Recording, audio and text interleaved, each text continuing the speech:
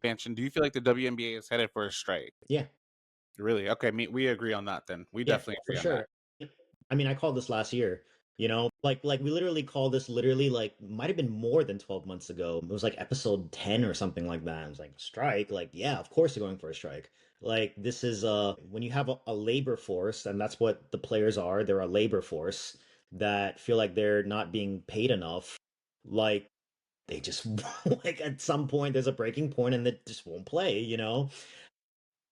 It'll be interesting to see how the CBA negotiations go though, because they've opted out of the current CBA and it expires what this year, right? Do you know what month it expires? Yeah, by the end of the season, yeah. It'll be interesting to see. I mean, I wonder what I wish I could be a fly on the wall and just hear like what the WNBA players think their value is. Like what do you think they should be getting paid, players? To start a million, like a cool million, at least at worst a quarter million a year annually. But I feel like I don't know. I don't have the numbers of financials, but I feel like elite max players should be at least making a million. I feel like players in general, all of them should be making a cool million. I don't know how much money there is to spread, but at least, like at worst, it has to be like a quarter million, like at least a quarter million. Like you gotta triple or quadruple the max salary. Like now, I think you should be. I mean, I Yeah. don't. I don't think they should be getting paid $70,000 to $80,000 a year or less. I think they should be making at least a quarter million. At least a quarter million. And this is for most labor in the country. I feel like we all need a pay raise. We all need a pay raise. So Yeah. yeah, I think at least four times the amount. I think a quarter mil. It should start off at that at least. And that's just pennies compared to $1 billion deal. But I mean, at least anywhere in between 250 to a million is the annual salary. And then if you want to go higher or lower, what do you think about that? I mean, the usual frame of reference is like the men's game, but don't you remember growing up, like, the 15th man on a roster were making what, like 300,000-400,000 a Yeah. year? You know what I'm Well, saying? But that was like 25, 30 years ago. yeah.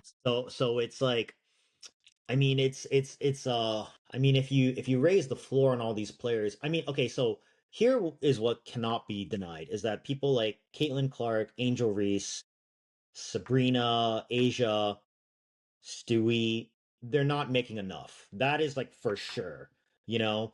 So I wonder if what actually plays out, because we're in the predictions business here, is that you get another like NBA type of financial structuring where the very top make exorbitant amounts of money.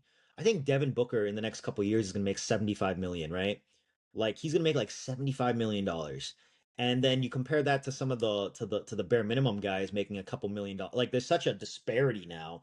I think that's probably what's going to end up happening if I had to put my money on it. That's how the financials are going to shake out for the WNBA. You're going to get extreme, like I mean, it's just going to be like extremes. Like the floor will probably go up by a couple 10,000, but the upper echelon will probably go up to a couple million. I wouldn't blame him. Like I wouldn't blame him. I wouldn't blame him for that. I think I hopefully all players can get paid, and they should if that's what they're striking for. Again, you said a couple thousand. They need to get at least to 250. But yeah, that would be insane. But in a good way to see players getting a few $1 billion a year. That would be crazy. And they need more basketball related income, jersey sales, and obviously ticket sales. Like they need to get more basketball related income. So hey, I'm looking forward. Not looking forward to a strike, but I'm looking forward to seeing how the players navigate through this because I think that there will be a strike as well, and I don't think it's necessarily a bad thing. I think it's gonna spark an even better conversation amongst women's sports in general, and I feel like the W is getting ready to become the pioneer for women's sports. Well, these women in the WPA will be, they'll be ushering America into a new era of equality, and I think it's good. I think it's going to be really good for to see what happens. I think it's going to be good to see what happens versus like instead of just taking the pennies and then just waiting for the league to get good. No, strike now. The league it's already in great hands, and you're going to have more better players coming in the league in the next 2 to 3 years. So it's like why not? Why not? Do And you think, you already yeah, got Unrivaled ready. Unrivaled's already there. It's already there and ready. Go ahead. do you feel like Unrivaled was successful enough to pose as an alternative and as a threat to the WNBA? Yeah, I do. I Like, do you personally think it do. was success? Like, do you think that put enough fear in on the other side of the table of the of the players, like on the ownership, like that side? Do you think Unrivaled scared them enough to be willing to Enough. budge a little bit in negotiation? I feel like it should. I feel like if the WNBA is not taking Unrivaled more seriously, yeah. I feel like if they're not, then they should, because, like I said, it's only a matter. If there's a strike, all they have to do is create more teams and then just add in more players to Unrivaled, and then there you go. You have the WNBA, and then you could just start your own. Like, you have your own league already start up and built up, and then just go from there. That's what I would do if it were me. I mean, I would just snatch up a few more players, at least 30 more players, cream of the crop. Say, hey, you still want to play basketball? Yeah. We're in Miami. People are gonna, especially if you get Kaylin in Asia. Paige is coming to Unrivaled next year, so it's like you're gonna just keeps taking the top players in the league, and just, hey, we got him here in Miami. There's the basketball keeps going. Yeah, I feel like it puts pressure, and amongst pressure, like a lot of pressure on the W.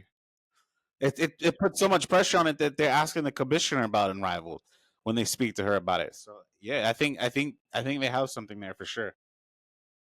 Yeah, I think it's such a different type of labor negotiation because there is a precedent for players just willing to play in alternate leagues all the time. They did it all the time for years, and they did it, just recently last year. So it'll be interesting to see how it plays out, man. And also Go interesting to ahead. see how the money gets spread, going forward. One of the commenters, Honey, put great negotiation chip for sure. I completely agree that they should either pick away or strike. And then she put, honestly, I hope Unrivaled runs with it. If the league doesn't want to pay women, Unrivaled will. Boom. That's a great. Hey, look, that's a slogan right there. If the league doesn't want to pay you, we will. That's a great. That's a great way to start that.